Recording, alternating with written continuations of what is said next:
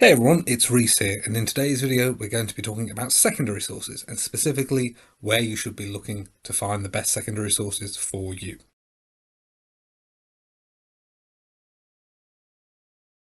So question number one is, what is a secondary source? And what you need to think about really is, as I discussed in the last video, how it interacts with a primary source. So in the video that follows this one next week, I'm going to talk about how secondary sources interact with primary and how to make them sort of talk. But for today, the point of a secondary source is that it offers a perspective, it offers some way of interpreting, it offers some new light or contextualization on a primary source. Be that someone analysing the source in particular, be it analysing the world around the source, being offering some form of light, some form of framework, some form of lens that you can apply to a primary source.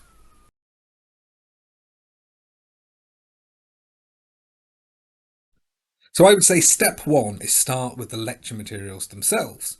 So every module that you do likely has a reading list. Have a look at that reading list. That will have been curated by your lecturers to really sort of enhance, to complement the course and to complement the discussions of particular texts.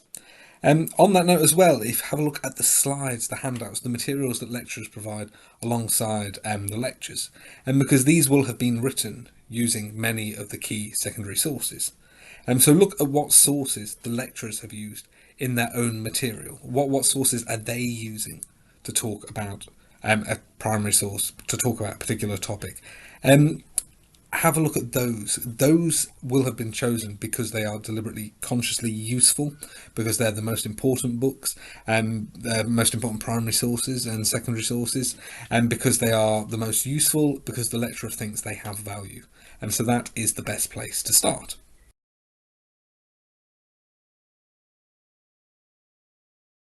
Then, building upon that, the experts themselves talk to the lecturers.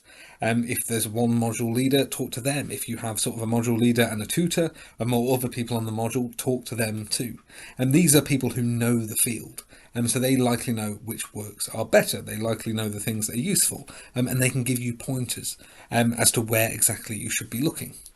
Similarly, in terms of experts as well, it's very, very likely that if you're at a university, you will have a subject librarian. You'll have someone who sort of knows the area and they know the sort of the wealth of things that are on offer.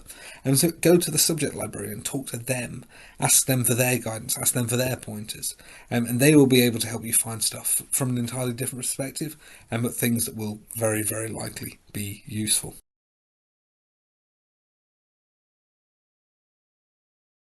Of course, any discussion of a librarian necessarily brings us to the library itself. And the library, of course, means the physical space, this library full of books space that you can go to. And it may also mean the online version of it. And both are useful. I'm sort of a fan of the physical library. But the online library will have pretty much all of the same resources.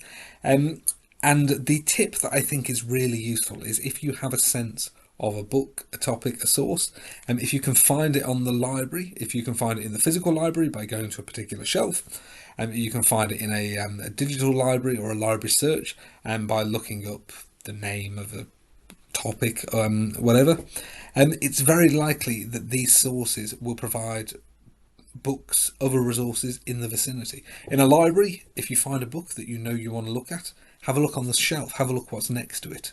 And this is really a surprisingly good way of finding things that are connected. And similarly, if you're looking online, have a look at the search results. And most online libraries have a thing now where you can look at books that are on the same shelf, essentially the digital equivalent of having a look at them in the physical library. And so see which things are next to them, because these are normally references and sources that are useful for sort of that area.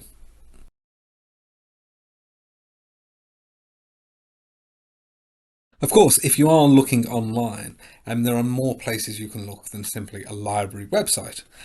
So many libraries will come with databases that are attached, databases, archives, etc. Something to ask your subject librarians, something to ask your lecturers. But go to these places. These are often curated around particular topics, particular subject areas. So a film reference bank, for example, will have lots of stuff linked to film generally. So that may be a good place to look for a specific niche reference on a particular film or a particular director, etc.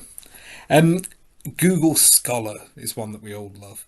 So go to Google Scholar, scholar.google.co.uk or wherever you are, and input the topic, input the idea, input a thinker, whatever, and it will come up with a list of references that in the same way that Google does, but coming up specifically with references and sources. Lastly, I'm going to say sort of I was going to say every lecturer's most hated word, and that was until ChatGPT came along. Wikipedia. Don't use Wikipedia as a source in itself, but on most topics, what I always find useful is scrolling to the very bottom of the page and looking at the references there. If it's a big topic, there will probably be a bibliography, but all the information that Wikipedia has comes from other sources. So have a look at those. I've always found this to be a really useful way of sort of collecting and sort of collating important and useful references too. And do a combination of these things, sort of see which references recur and see which ones continue to prove most useful to you.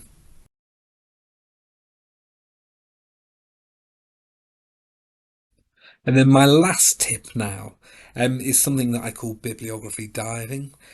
So once you've found a secondary source, go to the references of that secondary source and have a look at what sources they have used.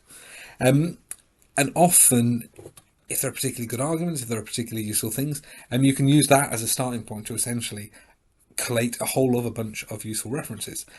Some books will have recommended further readings, they will have wider bibliographies of their own, but every academic source is going to have a reference pool of some description. So look at that. Obviously, there are limitations here, so it can only provide references that came before it. If you're looking at a very old source, the references will necessarily have to be older than it. But I find that really, really useful as a way of sort of, especially if you're constructing history or writing a literature review or something like that, looking back and seeing what sources have been cited by the sources. So here you go, some tips on where to find secondary sources, how to look for them. In my next video, I'm going to look at how to analyse secondary sources, how to make them work for you, how to pull out the good bits and put them in conversation with your primary sources. So come back next week for that. And of course, if you have any other ideas for things that would be useful, please do comment below or drop me a line in some sense, and I'll try to make these videos that help.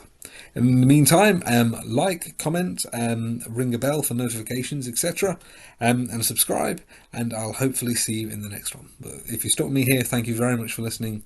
I'll see you later.